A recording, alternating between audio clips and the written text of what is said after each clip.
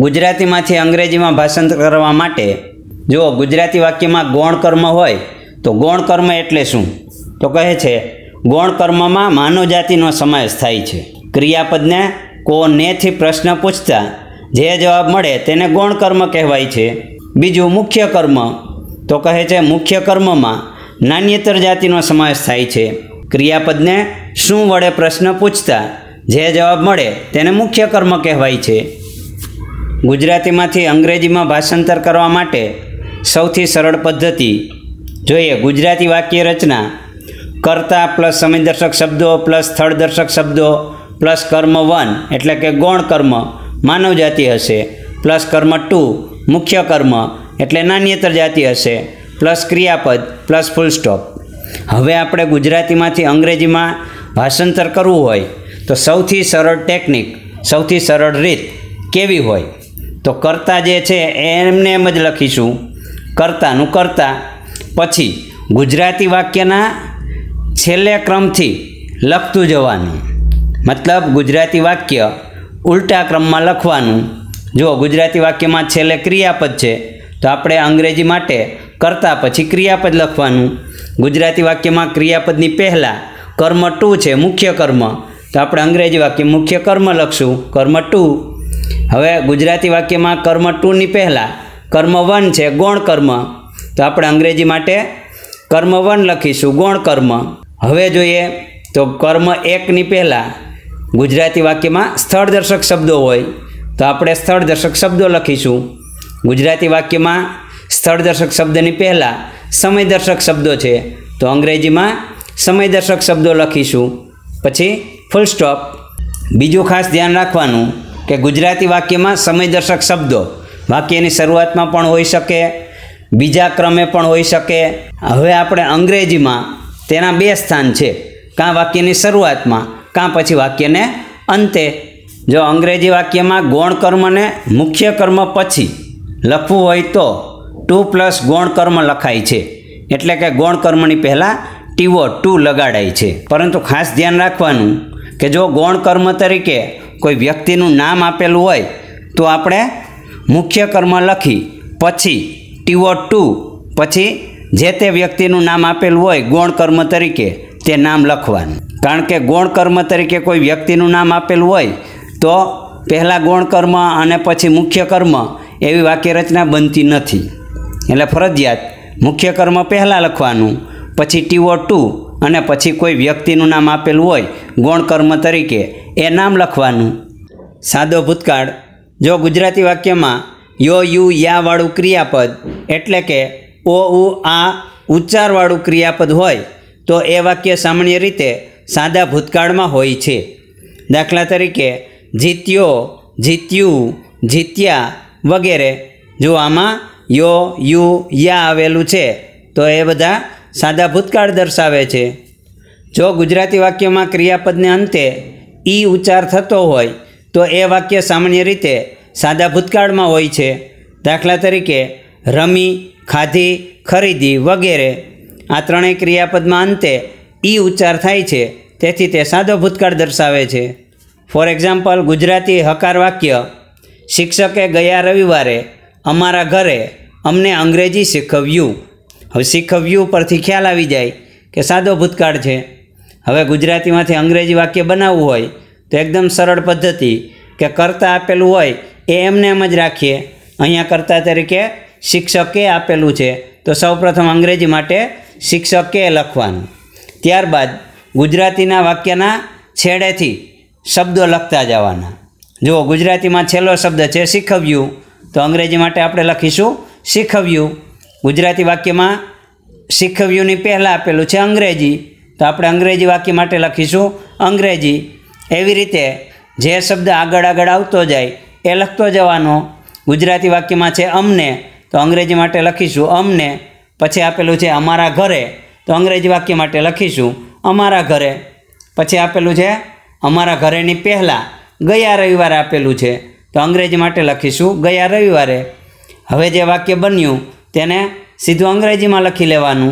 तो अंग्रेजी वाक्य शिक्षके तो ध टीचर, शीखव्युं तो टॉट, अंग्रेजी तो कहे छे इंग्लिश, અમને તો ટુ અસ, અમારા ઘરે તો એટ અવર હોમ, ગયા રવિવારે તો લાસ્ટ સન્ડે. આખું વાક્ય બનશે the teacher taught English to us at our home last Sunday. બીજી રીતે ધ ટીચર ટોટ અસ. જો અહીંયા આપણે ગૌણ કર્મને આગળ લઈએ તો ટુ અસ હતું તેનું થઈ જશે અસ, પણ ગૌણ કર્મમાં માત્ર ગૌણ કર્મની કર્મ વિભક્તિ હોવી જોઈએ.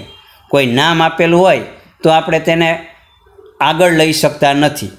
તો સૌપ્રથમ આપણે આમાં અસ લઈને પછી લખીશું English at our home last Sunday.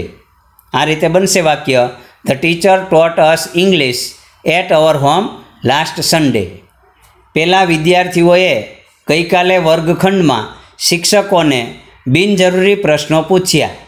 જો આમાં યા આપેલું છે તેથી તે ભૂતકાળ દર્શાવે. અંગ્રેજી માટે કર્તા સ્થાને આપેલો શબ્દ એમને જ લખીએ પહેલાં વિદ્યાર્થીઓએ. હવે ગુજરાતી વાક્યમાં છેડે જે શબ્દો આપેલા છે તેને આગળ લખતા જવાના. તો આમાં આપેલું છે પૂછ્યા, તો અંગ્રેજી માટે લખીશું પૂછ્યા. ગુજરાતીમાં પૂછ્યાની પહેલાં આપેલું છે બિનજરૂરી પ્રશ્નો, તો અંગ્રેજીમાં આપણે લખીશું બિનજરૂરી પ્રશ્નો. ગુજરાતી વાક્યમાં આપેલું છે શિક્ષકોને, તો અંગ્રેજી માટે લખીશું શિક્ષકોને. ત્યારબાદ આપેલું છે વર્ગખંડમાં, ત્યારબાદ આપેલું છે ગઈકાલે. હવે જે અંગ્રેજી માટેનું વાક્ય લખ્યું તેને આપણે સીધે સીધું એમને એમ જ અંગ્રેજીમાં લખી લઈશું. પહેલાં વિદ્યાર્થીઓએ તો થશે ધોઝ સ્ટુડન્ટ્સ, પૂછ્યા તો બનશે આસ્ડ, બિનજરૂરી પ્રશ્નો તેનું અંગ્રેજી બનશે અનનેસેસરી ક્વેશ્ચન્સ. શિક્ષકોને તેનું અંગ્રેજી બનશે ટુ ધ ટીચર્સ. વર્ગખંડમાં તેનું અંગ્રેજી બનશે ઇન ધ ક્લાસરૂમ. ગઈકાલે તેનું અંગ્રેજી બનશે યસ્ટરડે. અંગ્રેજી વાક્ય આ રીતે બનશે those students asked અનનેસેસરી questions to the teachers in the classroom yesterday. જુઓ ગુજરાતી વાક્ય મેં ગયા સોમવારે 5 વાર્તાઓ લખી. અંગ્રેજી માટે લખીશું તો કર્તા સ્થાને એમને એમ જ મેં, પછી ગુજરાતી વાક્યના છેડેથી લખતા જઈએ. લખી 5 વાર્તાઓ ગયા સોમવારે, તેનું સીધે સીધું અંગ્રેજી લખી લેવાનું. તો અંગ્રેજી વાક્ય બનશે આઈ રોટ 5 સ્ટોરીઝ લાસ્ટ મંડે. બીજું વાક્ય છે કવિતાએ ગયા વર્ષે સલીમને એક પુસ્તક મોકલ્યું. અંગ્રેજી માટે કરતા એમને એમ જ લખીએ કવિતાએ, પછી ગુજરાતી વાક્યના છેડેથી લખતું જવાનું. મોકલ્યું એક પુસ્તક સલીમને ગયા વર્ષે. હવે તેનું સીધે સીધું અંગ્રેજી લખી લઈએ Kavita sent a book to Salim last year.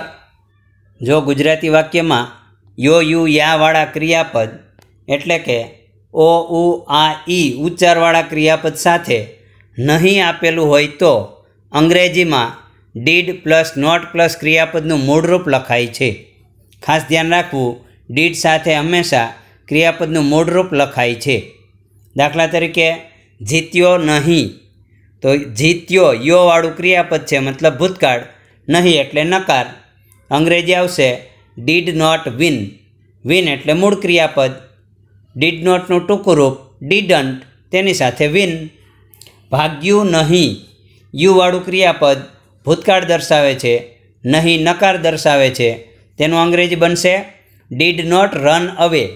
જુઓ ડીડ સાથે રન અવે મૂળ ક્રિયાપદ આવી ગયું, ટૂંકું રૂપ બનશે ડીડન્ટ રન અવે. રડી નહીં, જો ઈ ઉચ્ચારવાળું ક્રિયાપદ ભૂતકાળ દર્શાવે, નહીં નકાર દર્શાવે. અંગ્રેજી બનશે ડીડ નોટ ક્રાય. જો ડીડ સાથે ક્રાય મૂળ ક્રિયાપદ આવ્યું, ટૂંકું રૂપ બનશે ડીડન્ટ ક્રાય. આવા વાક્યો સામાન્ય રીતે સાદા ભૂતકાળના નકાર વાક્યો હોય છે. ફોર એક્ઝામ્પલ ગુજરાતી નકાર વાક્ય કલ્પેશે રાજકોટમાં તેની શાળાએ અમને પુસ્તકો આપ્યા નહીં. જો અહીંયા આપ્યા યાવાળું ક્રિયાપદ છે, સાદો ભૂતકાળ, નહીં મતલબ નકાર વાક્ય. હવે આપણે તેનું અંગ્રેજી કરવું હોય તો સૌપ્રથમ કર્તા સ્થાને આપેલો શબ્દ એમને એમ જ લખીએ. અહીંયા કર્તા સ્થાને આપેલું છે કલ્પેશે. જો અહીંયા આખું જૂથ બનશે આપ્યા નહીં, એટલે આપણે લખવાનું આપ્યા નહીં. એવી રીતે ન લખાય કે નહીં આપ્યા, આપ્યા નહીં એવી રીતે લખવાનું. પછી આવશે પુસ્તકો, ત્યારબાદ આવશે અમને, ત્યારબાદ આવશે તેની શાળાએ. એવી રીતે નહીં લખવાનું કે શાળાએ તેની. આખો જૂથ હોય એ લખવાનું તેની શાળાએ. પછી આવશે રાજકોટમાં. હવે આનું સીધે સીધું અંગ્રેજી લખી નાખવાનું. કલ્પેશ છે તેનું અંગ્રેજી બનશે કલ્પેશ. આપ્યા નહીં તેનું ઇંગ્લિશ બનશે ડીડ નોટ ગીવ. પુસ્તકો તેનું અંગ્રેજી બનશે બુક્સ. અમને તેનું અંગ્રેજી બનશે ટુ અસ. તેની શાળાએ તેનું અંગ્રેજી બનશે એટ હિઝ સ્કૂલ. રાજકોટમાં તેનું અંગ્રેજી બનશે ઇન રાજકોટ. આખે આખું વાક્ય બનશે Kalpesh did not give books to us at his school in Rajkot. હવે અહીંયા બે કર્મ આપેલા છે, બુક્સ અને અસ. તો આપણે ટુ અસ જે ગૌણ કર્મ છે તેને આગળ લખી શકીએ, કારણ કે તે કર્મ વિભક્તિ છે. અંગ્રેજી બનશે Kalpesh did not give us books at his school in Rajkot. Mihir પેલા વૃક્ષ નીચે અમારી સાથે ચેસ રમ્યો નહીં. જો અહીંયા રમ્યો ભૂતકાળ દર્શાવે, યોવાળું ક્રિયાપદ છે એટલે નહીં નકાર દર્શાવે છે. હવે અંગ્રેજી બનાવવા માટે કરતા એમને એમ જ લખીએ મિહિર. પછી ગુજરાતી વાક્યમાં છેલ્લેથી જૂથ મુજબના શબ્દો લખતા જઈએ.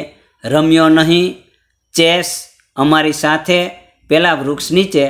હવે તેનું સીધે સીધું અંગ્રેજી.